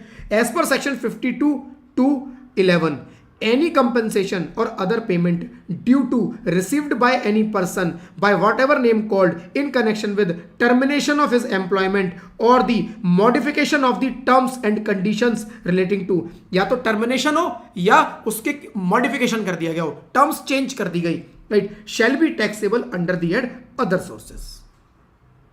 ठीक है जी. तो ये अदर सोर्सेज में जाएगा. बस ये है इतनी सी बात. और आज का फ्रेंड्स एक लास्ट सेक्शन जो इंपॉर्टेंट भी है, थोड़ा समझने वाला भी है, right. Amount received on maturity of life policy, section 10(10)(d). Again section 10 आया, मतलब एग्जेम्पशन की बात करेंगे, एग्जेम्पशन की बात होगी, राइट. तो फ्रेंड्स लाइफ इंश्योरेंस पॉलिसी के बारे में हमने एक जगह और बात की थी, याद करो इतने में पानी पी लूं. लाइफ इंश्योरेंस पॉलिसी के बारे में हमने एक जगह और बात की थी, सेक्शन 80C. 80C में हमने क्या बोला था, 80C में हमने बोला था अगर हमने LIC ली है, राइट, या और कुछ भी इन्वेस्टमेंट थी उसके अंदर, और भी इन्वेस्टमेंट थी, बट LIC के लिए हमने बात किया था कि LIC आप ले सकते हो, लेकिन अगर आपने लाइफ इंश्योरेंस पॉलिसी ली है 1/4/2012 से पहले, 1 अप्रैल 2012 से पहले, अगर मैंने पॉलिसी ली है कब, 1/4/12 से पहले, तो मेरा जो प्रीमियम है वो 20% ऑफ सम इंश्योर्ड एक्सीड नहीं करना चाहिए. ये याद आ रहा होगा कि जो मेरा सम इंश्योर्ड क्या था, मान लो मेरी पॉलिसी है वो मैच्योरिटी पे मेरे को 20 लाख मिलेगा, तो इसका मतलब मैं प्रीमियम 2 लाख रुपए से ज्यादा, सॉरी 20% है, 4 लाख से ज्यादा मैं प्रीमियम पे नहीं कर सकता। कितना मैक्सिमम मेरा 4 लाख रुपए का प्रीमियम हो सकता है। ठीक है, अगर मेरी पॉलिसी 1/4/2012 या उससे पुरानी है, मैंने पॉलिसी ली आफ्टर 1/4/12, ऑन और आफ्टर 1/4/2012, तब उस केस में 20% की जगह 10% कर दिया गया। याद है ये 20% की, यही अभी यही आएगा ये सारा, राइट। 20% की जगह 10% कर दिया गया। और फिर एक, राइट, 4/13 से एक और अमेंडमेंट आई, जिसके अंदर अगर कोई पर्सन हैंडीकैप है, कोई पर्सन डिसेबल है, कौन सा, disability mentioned under section 80U। 80U में कोई डिसेबिलिटी है, राइट, और वो वाला केस है और उसने कोई पॉलिसी ली है, तो उस केस में उसको 15% कर दिया गया था। ये याद होगा। यानी कि 1/4/2012 से पहले की पॉलिसी है तो सम इंश्योर्ड का एश्योर्ड इंश्योर्ड जो मर्जी बोलो, उसके 20% से ज्यादा प्रीमियम पे नहीं करना है। अगर 20% से ज्यादा पे किया है तो जो ऊपर वाला है 20% से ज्यादा, वो कुछ नहीं होगा, 20% कैलकुलेशन के लिए कंसीडर होगा, राइट। दूसरा, अगर पॉलिसी मैंने ली 1/4/2012 के बाद तो मुझे 10% ऑफ सम इंश्योर्ड अलाउड होगा। और तीसरा, अगर पॉलिसी ली 1/4/2013 के बाद और वो पर्सन कौन है, हैंडीकैप है, डिसेबल है, mentioned under disability mentioned under section 80U, वो वाली कोई डिसेबिलिटी है, तो उस केस में 15% हो जाएगा, राइट। इतने पॉइंट्स को अब याद रखना। इसके साथ फ्रेंड्स इस प्रीमियम को इसको करेंगे। अब यहां फ्रेंड्स क्या बोलता है, अमाउंट रिसीव्ड ऑन मैच्योरिटी। मैंने जो अभी बात किया था फ्रेंड्स, इसमें वो बात क्या किया था कि आपने पॉलिसी ली और आप उसका प्रीमियम जो पे करोगे, उस प्रीमियम पे 80C में आपको कितनी डिडक्शन मिलेगी, मैंने अभी तक ये बात किया। अब ये पॉलिसी हो गई मैच्योर, एक पिक्चर बना लेते हैं। अब ये पॉलिसी हो गई मैच्योर। मैंने एक पॉलिसी ली कितने की, मैंने पॉलिसी ली जिसका सम एश्योर्ड था 50 लाख रुपए का, इसका प्रीमियम मेरा हर साल जा रहा था 4 लाख रुपए। पॉलिसी मैंने ली, कब ली, मैंने ली जी पॉलिसी 1/4/2015, 1/4/2015 को मैंने ये पॉलिसी ली। 10 साल तक मेरे को प्रीमियम पे करना था, यानी 2025 तक मेरे को इसका प्रीमियम पे करना पड़ेगा। कितना, हर साल 4 लाख। कितना अलाउड है, 10%। 1/4/2012 के बाद ली है 10%। क्या ये 10% के अंदर है, 50 लाख का 10% 5 लाख, 4 लाख उसके अंदर है, अलाउड, ठीक है, अलाउड, ठीक है जी। लेकिन 80C में एक लिमिट और थी 1.5 लाख की, कि 1.5 लाख से ज्यादा तो आपको मिलेगा ही नहीं, तो 4 लाख का 1.5 लाख आपको 80C में मिल गया होगा, वो 80C का था। अब बात करते हैं यहां पर, ये 50 लाख की जो पॉलिसी थी ये मैच्योर हो गई और मेरे को सपोज फ्रेंड्स 25 अप्रैल 25 को ये 50 लाख रुपए मिले हैं। अब मैच्योरिटी पे पैसा मिला है इस साल, इस पैसे का क्या होगा, अब हम फ्रेंड्स ये बात करने वाले हैं। अगर मैं प्रीमियम पे कर रहा हूं तो 80C डिडक्शन कितनी मिलेगी। अब मेरे को पैसा मिल गया फ्रेंड्स, पैसा मिल गया, तो क्या ये अलाउड है। एक फ्रेंड्स सेक्शन है, section 10(10) right bracket D, section 10(10)(D). Section 10(10)(D) क्या बोलता है, सेक्शन 10(10)(D) की एग्जेम्पशन की बात करता है, सेक्शन 10(10)(D) एग्जेम्पशन की बात करता है, राइट। और जो 10%, 15%, 20% की लिमिट बताई है वो भी सेक्शन 10(10)(D) ने ही बताई है, सेक्शन 10(10)(D), राइट। तो यहां पर क्या लिखा हुआ है, अगर कोई पॉलिसी सेक्शन 10(10)(D) के लिमिट के अंदर है, सेक्शन 10(10)(D) के अंदर एग्जेम्प्ट है, तो जो मैच्योरिटी पे पैसा मिलेगा वो टोटली एग्जेम्प्ट हो जाएगा। यानी कि अगर आपने पॉलिसी ली है उस 10%, 15%, 20% की लिमिट के अंदर, मतलब कि जो 10(10)(D) ने लिमिट बताई है उसके अंदर, तो ये जो 50 लाख है वो एग्जेम्प्ट। तो क्या ये लिमिट के अंदर था, 50 लाख का 10% 5, 4 लाख की मैंने प्रीमियम पे किया, यस लिमिट के अंदर था, लिमिट के अंदर था, तो ये 50 लाख एग्जेम्प्ट, बात खत्म हो गई। सिचुएशन चेंज कर देता हूं, ये प्रीमियम मैं पे कर रहा था 50 लाख की जगह, मेरी पॉलिसी थी 50 लाख की, प्रीमियम जो मेरे को पे करना था वो 6 लाख रुपए का था। 6 लाख रुपए मुझे 6 साल तक पे करने थे, और उसके बाद 2025 में 10 साल के बाद इसमें से 50 मुझे मिलना था। यानी कि मैं 6 साल तक 36 लाख रुपया पे करूंगा, 6 लाख हर साल, 36 लाख पे करूंगा। 4 साल मुझे कुछ नहीं करना है, 4 साल वेटिंग पीरियड होगा, और उसके बाद 2025 में जब 10 साल पूरे हो जाएंगे तो मुझे 50 लाख मिलेगा। अब ये सिचुएशन है, तो क्या ये टैक्सेबल होगा या नॉन टैक्सेबल होगा? क्या ये एग्जेम्प्ट होगा या नहीं होगा? Under section 10(10)(d). 10(10)(d) की लिमिट क्या थी? प्रीमियम पे करना है कितना? 1/4/2012 से पहले 20%, 1/4/2012 के बाद अगर 80U वाली डिसेबिलिटी नहीं है तो 10%, 80U वाली डिसेबिलिटी है और पॉलिसी ली 1/4/2013 के बाद तो 15%। मैं बार बार फ्रेंड्स इसलिए ये परसेंटेज बोल रहा हूं सो दैट आपको याद हो जाए, राइट? तो उस केस में फ्रेंड्स क्या होगा? उस केस में मेरे को 10% से ज्यादा प्रीमियम पे ही नहीं करना।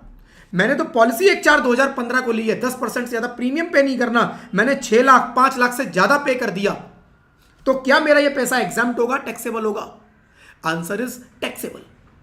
टैक्सेबल, ये 50 लाख टैक्सेबल होगा। अब क्वेश्चन ये आता है कि क्या पूरा का पूरा टैक्सेबल हो जाएगा? आंसर इज नो, पूरा का पूरा टैक्सेबल नहीं होगा। देखो ये 50 लाख जो मेरे को मिला है, बदले में अपनी पॉकेट से मैंने 6 × 6 36 लाख रुपया पे भी तो किया है। इस 50 लाख में मेरे 36 लाख जो मेरी पॉकेट से गई, जो मैंने टैक्स पे करने के बाद सेविंग आई, उस सेविंग में से 6-6 लाख रुपए हर साल मैंने इंश्योरेंस कंपनी को दिए। क्या वो मेरा टैक्स पेमेंट करने के बाद का पैसा था?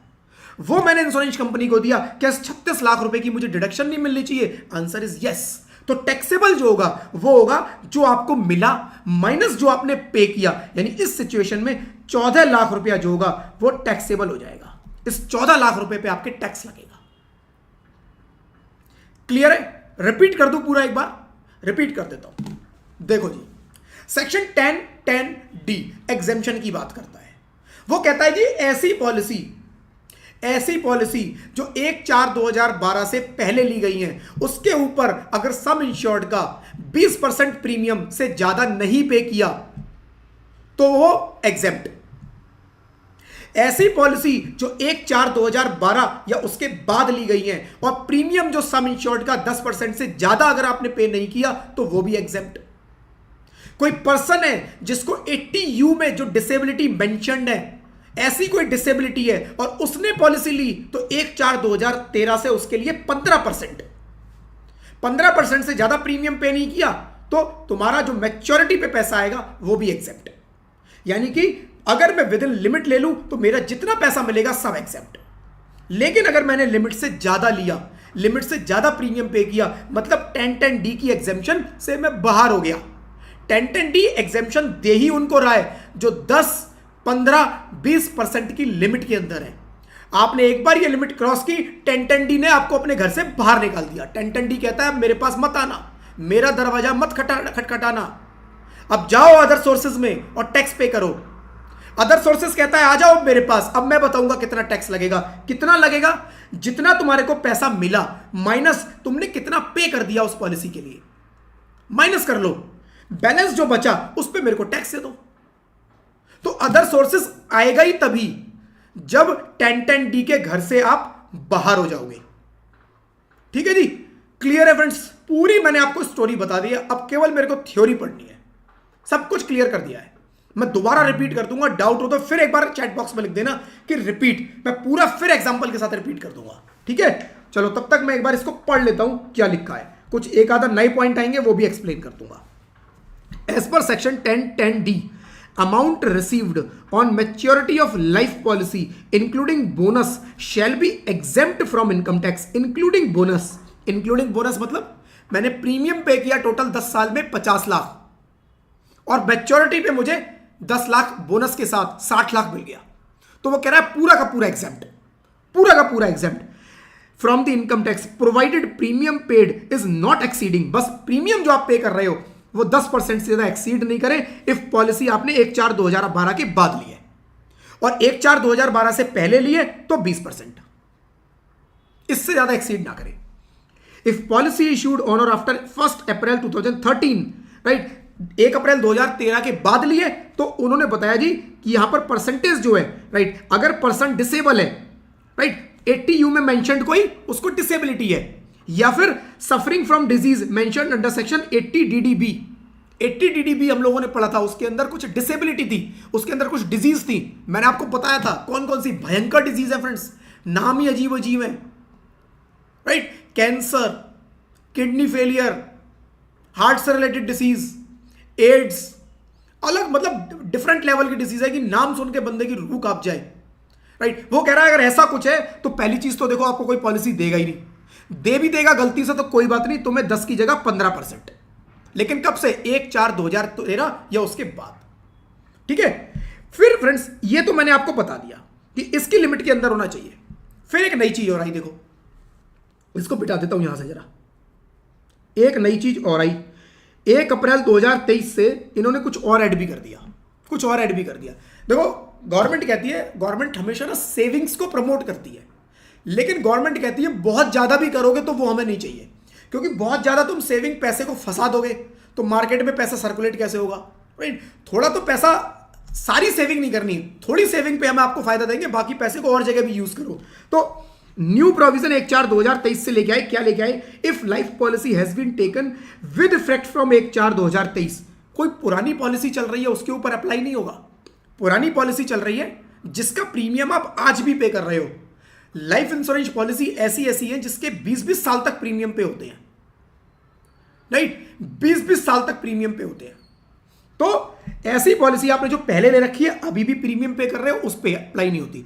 आपने पॉलिसी कब ली ये सारी डेट उस पर अप्लाई होंगी, प्रीमियम कब पे किया उस पर अप्लाई नहीं होंगी, राइट। तो policy has been taken with effect from 1/4/2023। In that case if aggregate of premium paid, aggregate मतलब जितनी भी आपने पॉलिसी ली उनका जो प्रीमियम आपने पे किया है टोटल मिला के, फॉर 1 और मोर पॉलिसी, एक या उससे ज्यादा जितनी भी पॉलिसी है उनका total policy is exceeding 5 lakh, उनका टोटल 5 लाख से एक्सीड कर जाता है in any of the years during the term of such policy, amount received in excess of premium paid shell be taxable, but if amount is received after the death of policy holder it will be exempt. देखो क्या कह रहा है बता देता हूं, वो कह रहा है एक तो यहां पर ये लिमिट थी कि भाई आपको पॉलिसी जो लेनी है वो इस लिमिट के अंदर लेनी है, आपका जो सम एश्योर्ड होगा वो आपका 10, 15 या 20% की लिमिट के अंदर होगा। आपने पॉलिसी ले लीजिए 1 करोड़ की, आपने कहा, आपने बोला 10%, 1 करोड़ की मैंने पॉलिसी ली है, मैं इसका 10 लाख रुपया प्रीमियम हर साल पे करूंगा। Section 1010D allowed, yes allowed, 1 अप्रैल 2023 से पहले अलाउड।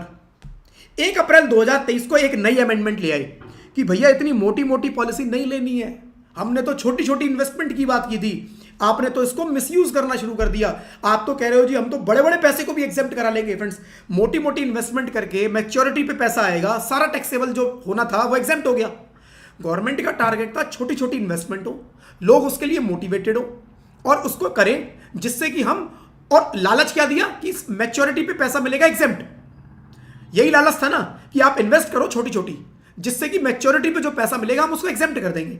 कर दिया, बंदे ने ले ली पॉलिसी 1 करोड़ की, 10 लाख का प्रीमियम। गवर्नमेंट कह रही है ये तो हमारा टारगेट ही नहीं था, ये तो बहुत मोटा टैक्स बचा जाएगा, हमारा टारगेट ये नहीं थे, हमारे टारगेट तो वो छोटी छोटी पॉलिसीज थी। तो उन्होंने यहां पर एक कैप लगा दिया कि 5 लाख से ऊपर नहीं होना चाहिए। पूरे साल में आप जो पॉलिसी लोगे वो 5 लाख से ऊपर प्रीमियम पे नहीं करोगे। मैंने एक पॉलिसी ले ली 1 करोड़ की 1/4/2023 के बाद, 10 लाख का प्रीमियम पे किया, राइट, 10 लाख का प्रीमियम पे किया, तो वो क्या है, ये एग्जेम्प्ट होगा। अभी नहीं, मैच्योरिटी की बात कर रहे हैं। मैच्योरिटी पे फ्रेंड्स मान लो इस पे 1 करोड़ रुपया मुझे मिल जाए, राइट, 1 करोड़ मिल जाए, 1 करोड़ रुपया इस पे मेरे को मिल जाए, और सपोज टोटल 6 प्रीमियम जा रहे थे 60 लाख के, तो मेरा 60 लाख रुपया प्रीमियम गया, 40 लाख रुपया फ्रेंड्स मेरा टैक्सेबल हो जाएगा। क्यों? क्योंकि ये लिमिट एक्सीड कर गई। लेकिन अगर ये पॉलिसी 1 अप्रैल 2023 से पहले ली है तो ये पूरा का पूरा एग्जेम्प्ट है, पूरा का पूरा एग्जेम्प्ट। गवर्नमेंट को ये 40 लाख रुपया नजर आ गया कि फालतू में लोग बचा रहे हैं मोटा मोटा, बड़े बड़े पैसे वाले लोग इसमें पैसा इन्वेस्ट करके टैक्स बचा के निकल जाते हैं और हमारे को पता तक नहीं चलता।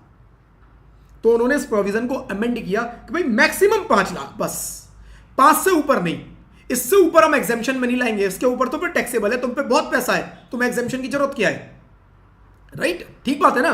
तो फ्रेंड्स यहां पर आपने क्या करा, 5 लाख के अंदर अंदर लेना है, 5 के ऊपर नहीं जाएगा। मान लो मैंने 5 लाख की जगह मैंने क्या किया, 2 lakh plus 2 lakh plus 2 lakh, 3 policy ले ली जिनका प्रीमियम जाता है 2 लाख 2 लाख 2 लाख, और तीनों लिमिट के अंदर है, तीनों लिमिट के अंदर, तीनों लिमिट के अंदर। वैसे बताता हूं प्रैक्टिकली मार्केट में अब जो पॉलिसी इशू हो रही है ना, वो 10% से ऊपर प्रीमियम होता ही नहीं उनका। वो कंपनियां डिजाइन इस तरह से कर रही है पॉलिसी को कि उनका जो प्रीमियम आप पे करोगे वो 10% से ऊपर होगा ही नहीं, क्योंकि उनको भी तो बेनिफिट देना है ना, तभी तो पॉलिसी बिकेगी। लोग पॉलिसी लेते किस लिए? टैक्स बचाने के लिए। अगर टैक्स ही नहीं बचेगा तो कौन पॉलिसी लेगा? तो जो पॉलिसी डिजाइन होती है अब वो 10% की लिमिट में ही होती है, ठीक है। तो तीनों लिमिट के अंदर है, 2 2 2 6 लाख। अब क्वेश्चन आता है कि ये टोटल कितना हुआ? 6 लाख। इस पर भी मैच्योरिटी पे मिलेगा 2 लाख, इस 2 लाख की पॉलिसी पर मैच्योरिटी पे मिलेगा 20 लाख, इसका भी 20 मिलेगा, इसका भी 20 मिलेगा। प्रीमियम जो जाएगा वो इस पे 16 लाख जाएगा, इस पे 16 लाख जाएगा, इस पे भी 16 लाख जाएगा। क्वेश्चन आता है प्रॉफिट कितना आया? 4 लाख 4 लाख, राइट, 4 लाख और 4 लाख। क्वेश्चन आता है कि 4 4 4 क्या 12 लाख रुपया टैक्सेबल हो जाएगा? Answer is no, answer is no. उन्होंने बोला क्या, समझना आप ध्यान से, उन्होंने बोला ये 5 लाख से ऊपर की नहीं लेनी, 5 लाख से ऊपर की नहीं लेनी। मैंने तो ले ली 5 लाख से ऊपर की 6 लाख। अगर मैं 6 लाख की एक सिंगल पॉलिसी ले लेता और मेरा टोटल जो जाता प्रीमियम, राइट, वो जाता 16 16 16 48 lakh, right, total premium 48 lakh. 6 lakh की अगर मैं एक सिंगल पॉलिसी लेता, टोटल प्रीमियम 48 लाख जाता, 20 20 20 60 लाख रुपया मुझे मिलता, 12 लाख मेरा टैक्सेबल हो जाता। लेकिन मैंने क्या किया, 3 पॉलिसी में इसको ब्रेक कर दिया। अब वो कहते हैं जी जो 5 लाख तक की पॉलिसी है उसको एग्जेम्प्ट करा लो, 5 लाख तक की जो पॉलिसी है वो एग्जेम्प्ट करा लो। तो मैंने कहा जी ये भी एग्जेम्प्ट, ये भी एग्जेम्प्ट, एक जो 5 लाख क्रॉस कर रही है उस पर टैक्स ले लो। ये है रूल फ्रेंड्स असली, ठीक है। मतलब 5 लाख रुपए तक एग्जेम्पशन है, इन एग्रीगेट 5 लाख रुपए तक एग्जेम्पशन है। 5 लाख के ऊपर जो जाएगा उस पर आपको टैक्स देना है। वो पॉलिसी पकड़ लो जो 5 लाख के ऊपर की है। आपने कहा जी कौन सी? ये वाली, ये वाली, ये वाली। वो कहते हैं कोई भी मिला लो, टोटल कॉम्बिनेशन बना लो, कॉम्बिनेशन बना लो 5 लाख तक का, बस। तो इसमें से कोई भी 2 पॉलिसी उठा लो, क्योंकि तीसरी ऐड करते ही 5 लाख क्रॉस कर जाएगा। तो कोई भी इसमें से एक पॉलिसी छोड़नी पड़ेगी। मान लो ये 2 2 2 की ना होके ये होती एक पॉलिसी 2 की, दूसरी पॉलिसी 2 की, एक पॉलिसी 1 लाख की, एक पॉलिसी 1 लाख की, ये 4 पॉलिसी होती। तो मैं कहता जी ये भी मेरी एग्जेम्प्ट, ये भी एग्जेम्प्ट, ये भी एग्जेम्प्ट, इस पर मैं टैक्स दे दूंगा, ये एग्जेम्प्ट नहीं है। ये ऐसे मैं कर सकता था। तो अब जो लोग पॉलिसी लेंगे, पहली चीज तो 5 की लिमिट में लेंगे, और किसी को 5 लाख से ऊपर की फिर भी पॉलिसी लेनी है तो वो पक्का एक प्रीमियम देगा 5 लाख का अलग, तभी वो एग्जेम्प्ट होगा। क्योंकि अगर उसने 5 लाख से ऊपर की पूरी पॉलिसी उठा ली एक सिंगल प्रीमियम पे, तो वो पूरी पे टैक्स लग जाना है। तो आपका भी अगर कोई क्लाइंट हो और वो इंश्योरेंस पॉलिसी लेने का प्लान कर रहा हो और वो बोले जी मेरे पास बहुत पैसा है, मेरे को तो 10 लाख रुपए साल का प्रीमियम पे करना है, तो उसको क्या सजेस्ट करोगे? सर 10 लाख इकट्ठा मत पे करना, 5-5 की 2 कर लो, 2 5-5 की कर लो, राइट। इसमें से एक 5 को एग्जेम्प्ट करा लेंगे और दूसरी 5 पे टैक्स दे देंगे। पूरे 10 पे तो ना लगे, क्योंकि अगर 10 की एक इकट्ठी ले लूंगा तो फिर तो पूरा ही टैक्स लग जाना है, बचना ही नहीं कुछ भी, राइट। 5 लाख एग्रीगेट तक आपका अमाउंट एग्जेम्प्ट हो जाएगा। एक बार दोबारा पढ़ लो, थ्योरी दोबारा पढ़ लो एक बार। क्या कह रहा है? इफ पॉलिसी कब से आया? 1/4/2023 से। If life policy has been taken with effect from 1/4/2023, in that case if aggregate of premium paid for one or more policy is exceeding 5 lakhs in any of the year during the term of such policy, amount received in excess of premium paid, in excess of premium paid, amount received in excess of premium paid, मतलब जो amount receive हुआ उसमें से premium minus कर दो, profit पर tax लगेगा, shall be taxable, but if amount received after the death of policy holder it will be exempt। ये एक छोटी सी चीज और लिखी है कि मान लो शेयर होल्डर की डेथ हो गई और फैमिली मेंबर को पैसा मिलता है तो वो एग्जेम्प्ट है, वो नहीं है टैक्सेबल, वो इस लिमिट में नहीं आता। वो कह रहे हैं उसको एग्जेम्प्ट फिर तो, क्योंकि बंदा मर गया यार, अब पॉलिसी फैमिली मेंबर को सपोर्ट करने के लिए पॉलिसी चाहिए, अब उस पर आप टैक्स लगा दो। तो कई कई जगह गवर्नमेंट ने इस तरह की छूट दे रखी है। आगे कह रहा है if the premium is payable for more than 1 LP, जो मैंने अभी बताया कि बीच में डिवाइड करके लो, 10 लाख की लेनी है तो 5-5 की ले लो, तोड़ के लो पॉलिसी को, इकट्ठी बड़ी पॉलिसी मत लो। ये वाली यहां लिखी है देखो, if the premium is payable for more than 1 life insurance policy issued on और after 1/4/2023, the exemption shall be available only concerning such policies where the aggregate premium does not exceed 5 lakhs. Aggregate premium जहां तक 5 लाख तक cross नहीं करेगा, कह रहा है उन पे एग्जेम्पशन ले लो, राइट?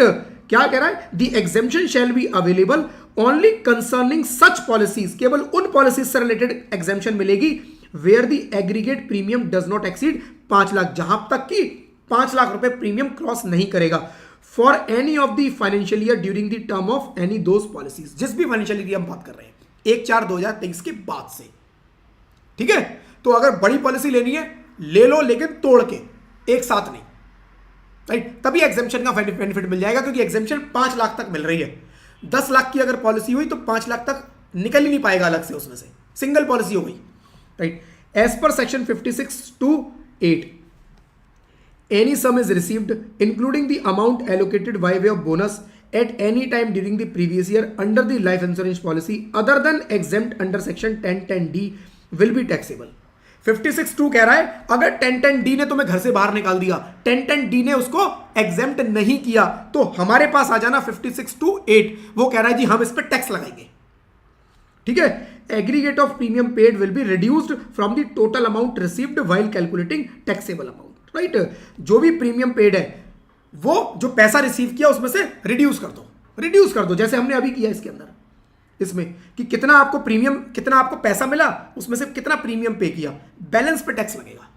जैसे यहां बैलेंस पे टैक्स लगेगा, पूरे प्रीमियम जितना पैसा आया पूरे पे नहीं लगता कभी भी टैक्स, बैलेंस पे लगेगा, right? Example, mister X has taken one policy 1/4/2025 for 10 years, premium paid 5 lakh, right, per annum, amount received on maturity 60 lakh. कितने की पॉलिसी ली है जी? देखो 10 साल की पॉलिसी ली है और 1/4/2025 को लिया है, प्रीमियम 5 लाख का पे किया है। इस केस में क्या होगा? इन this case entire amount is exempt. अब उसमें सम इंश्योर्ड दिया हुआ ही नहीं है, सम इंश्योर्ड भी दिया, देखो 60 लाख रुपया मैच्योरिटी पे मिलेगा, तो 60 लाख का 10%, देखो पहली चीज तो 10% के भी अंदर है 5 लाख रुपए 60 लाख के 10% के अंदर है, यस अंदर है, प्लस 5 लाख से एक्सीड भी नहीं किए, जो 1/4/2023 से अमेंडमेंट आई, तो दोनों से बाहर हो गए, तो इसका मतलब 1010D का बेनिफिट मिल जाएगा। जो भी अमाउंट ये 60 लाख इनको मैच्योरिटी पे मिलेगा पूरा एग्जेम्प्ट हो जाएगा। Mister X has taken one policy on 1/4/2025 10 years के लिए, प्रीमियम पे किया है 6 लाख, राइट, मैच्योरिटी पे 75 लाख मिलेगा, 10% के अंदर है, यस 10% के अंदर है। इन this case taxable amount shall be, right, लेकिन जो प्रीमियम पे किया वो 6 लाख रुपए पे किया है, 1/4/2023 से जो अमेंडमेंट आई 5 लाख की, उससे फालतू पे कर दिया, तो यानी कि अब ये टैक्सेबल हो जाएगा। तो एक कंडीशन तो पूरी हो गई कि 10% के अंदर रख लिया, लेकिन 1/4/2023 से जो अमेंडमेंट आई उससे एक्सीड कर गया, तो ये 1010D के बाहर हो गया। 1010D के बाहर होते ही क्या होगा? 75 लाख माइनस 6 लाख इंटू 10, 10 साल की तक पे करना है, 6 इंटू 10, तो 75 माइनस 60 15 लाख। एक एग्जाम्पल और है, 4 पॉलिसी दे रखी है ABCD, इशू की है policy 1/4/24, 1/4/24, 1/4/25, 1/4/25, annual premium 2 lakh, 2 lakh, 3 lakh, 6 lakh, sum assured 20 lakh, 20 lakh, 30 lakh, 60 lakh, right. 4 policy कब लिए? 1/4/2023 के बाद लिए सारी पॉलिसी, ठीक है। Consideration received on surrender as on 31/3/2030, 12 lakh रुपया सरेंडर करा, पैसा मिल गया। 31/3/2034 को मैच्योरिटी पे ये पॉलिसी से पैसा आ गया, और 31/3/2035 को मैच्योरिटी पे ये 2 पॉलिसी से पैसा आ गया, मैच्योर हो गई, पैसा आ गया। अब वो कह रहा है एग्जेम्पशन बताओ किस पे मिलेगी, चेक कर लो एक एक करके। एग्जेम्पशन पहली देखो, 20 लाख का सम इंश्योर्ड, 2 लाख का प्रीमियम, यानी पहली कंडीशन पूरी हो गई, प्लस 5 लाख के अंदर है, दूसरी कंडीशन भी पूरी हो गई। 20 लाख 2 लाख, पहली कंडीशन 10% के अंदर हो गया, राइट। 5 लाख के अंदर है, यस, दूसरी कंडीशन भी पूरी हो गई। 30 लाख 3 लाख, 10% के अंदर है, 5 लाख के अंदर है, तीसरी कंडीशन भी पूरी हो गई, राइट। दोनों कंडीशन पूरी हो गई, तीसरी में भी। चौथी में 60 लाख 6 लाख, 10% वाली पूरी हो गई, बट 5 लाख से राइट ऊपर निकल गया। तो ये फ्रेंड्स, ये तो मेरी पूरी टैक्सेबल ही होनी है, इसमें तो कोई एग्जेम्पशन है ही नहीं। अब एग्जेम्पशन कहां मिलेगी? देखो इस 2 लाख 2 लाख 3 लाख वाली में, 2 और 2 4 और 3 7, बट एग्जेम्पशन 5 लाख तक मिलेगी। तो कोई भी 2 पॉलिसी पकड़ लो, कोई भी 2 पॉलिसी जिसपे एग्जेम्पशन मिल जाएगी, राइट। या तो 3 और 2 ये 5 बना लो, या 2 और 2 ये 4 बना लो, या पहली वाली और तीसरी वाली 3 और 2 5 बना लो, जो मर्जी एग्जाम करा लो, तो यही नीचे लिखा हुआ है देखो, in this case assessee can tell exemption in the below manner, right. Take exemption A and B, वो कह रहा है या तो ए और बी की ले लो, 2 और 2 4 की, या टेक एग्जामेशन बी और सी, यानी ये 2 लाख और 3 लाख, इन दो पॉलिसी पे ले लो, 5 लाख के अंदर लेनी है, ये और ये काउंट करना है जो ईयरली प्रीमियम है, या फिर ए और सी, ए का प्रीमियम 2 लाख और सी का 5 लाख, या फिर इस पे ले लो। नो एग्जामेशन शैल बी अलाउड, जो डी है उस पर कोई एग्जामेशन नहीं है। Amount received in excess of premium paid shell be taxable.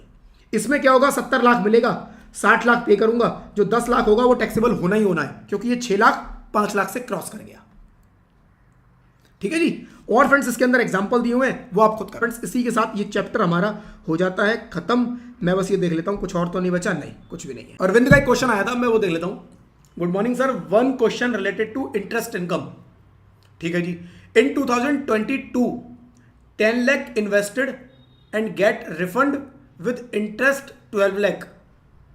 नहीं, एक सेकेंड, 10 लाख रुपए आपने इन्वेस्ट किया और 12 लाख आपको मिल गया, तो क्वेश्चन है कि हमें इंटरेस्ट कितना बुक करना है, 2 लाख या 12 लाख। देखो 10 लाख तो आपने अपनी पॉकेट से दिया है, वो मेरी इनकम कभी नहीं बनेगा। मेरी इनकम जो बनेगा वो डिफरेंशियल बनेगा। 2 लाख रुपए का आपको इंटरेस्ट बुक। ठीक है अरविंद, क्वेश्चन अगर मैंने ठीक समझा है तो आंसर यही है, अगर मैंने क्वेश्चन ठीक नहीं समझा है तो एक बार आप दोबारा एक्सप्लेन कर देना। एक पायल का क्वेश्चन आया था, I have doubt in residential status, rebate is not allowed, non resident NR, but is rebate allowed ROR NOR. एक बात मेरे को बताओ पायल, आरओआर रेजिडेंट है या नहीं है?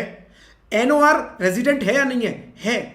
दोनों ही रेजिडेंट है। दोनों ही रेजिडेंट की 2 अलग कैटेगरी है।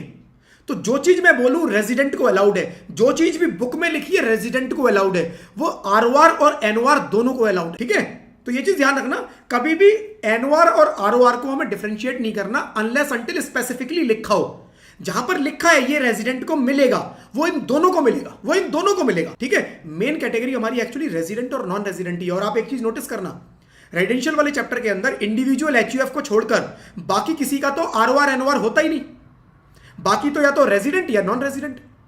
तो वो तो एक जबरदस्ती की हम लोग झोलझाल करते थे, तो कुछ चीजों पर टैक्स लगाना था गवर्नमेंट को, राइट। तो इसीलिए इसको घुसा दिया गया जबरदस्ती, अदरवाइज तो एनओआर नाम की कैटेगरी नहीं थी, एनओआर बनाने की जरूरत ही नहीं थी। रेजिडेंट नॉन रेजिडेंट ठीक था, सब कुछ बढ़िया चल रहा था। एनओआर तो बाद में डाला गया, जो हमने झोलझाल किए। इंडिया में आते थे, बिजनेस करते थे, दिखाते नहीं थे, नंबर ऑफ डेज के हिसाब से बाहर हो जाते थे, तो एक लिमिट डाल के इनको भी कवर कर दिया गया। बट हाँ, जो भी रेजिडेंट को मिलेगा वो दोनों को मिलेगा, आरओआर और एनओआर दोनों को मिलेगा, इसमें कोई डाउट नहीं है। ठीक है, चलो जी, और कोई डाउट है तो आप पूछ लो। क्लासेस पसंद आ रही है तो इस वीडियो को लाइक कर देना, चैनल को सब्सक्राइब जरूर करना फ्रेंड्स, नोटिफिकेशन बेल पे क्लिक करना, सो दैट फ्यूचर के सारे वीडियोस के नोटिफिकेशन आप लोगों तक सबसे पहले। ठीक है जी। और आपके अगर कुछ फ्रेंड्स हैं फ्रेंड्स, उनको भी अगर आप ये क्लासेस रिकमेंड करना चाहते हैं, फ्री क्लासेस में कोई इंटरेस्टेड है तो आप उनको भी ये क्लासेस रिकमेंड कर सकते हैं। जितनी भी फ्रेंड्स मेरी क्लासेस होती हैं उनके नोट्स हर वीडियो के डिस्क्रिप्शन में, लाइव देख रहे हो तो लाइव के डिस्क्रिप्शन में, रिकॉर्डिंग देख रहे हो तो रिकॉर्डिंग के डिस्क्रिप्शन में एक लिंक है, सिंगल लिंक है, उसको सेव कर लो, वहीं उसी लिंक पर आपको सारे नोट्स मिलेंगे। अब तक के सारे नोट्स मैंने उस पर डाल दिए हैं। अगला चैप्टर हमारा टीडीएस है, TDS TCS. No query friends. चलिए फ्रेंड्स, क्लास को यहीं पर क्लोज करेंगे, मंडे को मिलेंगे same time 8 o'clock with new chapter TDS TCS. 3 classes लगेगी, कम से कम हो सकता है 4 लगे उसके ऊपर। टीडीएस टीसीएस फ्रेंड्स काफी बड़ा चैप्टर है, काफी सारे प्रोविजंस हैं उसके अंदर, बहुत सेक्शन है, राइट। तो सारे आराम से कराऊंगा, जल्दी नहीं है कोई। 3 हायर चांसेस है 4 क्लास लगेगी उसके ऊपर, 4 क्लासेस। ठीक है, टीडीएस टीसीएस के ऊपर। नेक्स्ट वीक मिलते हैं Monday friends, same time. Bye bye.